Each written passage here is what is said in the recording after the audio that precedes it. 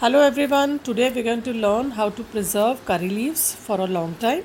So first off, we'll take 2-3 bunch of curry leaves and separate the leaves from the stem directly in the water and wash it thoroughly. Once washed, you can wash twice at least and then strain all the water. After straining, we'll take a tray and spread the leaves on the tray to dry. You have to dry only for a day. You can dry it under the fan or in the sun, but one day is enough.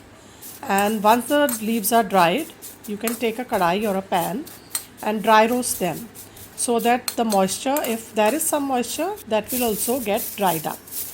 And you will hear a crackle, like the leaves will become crisp.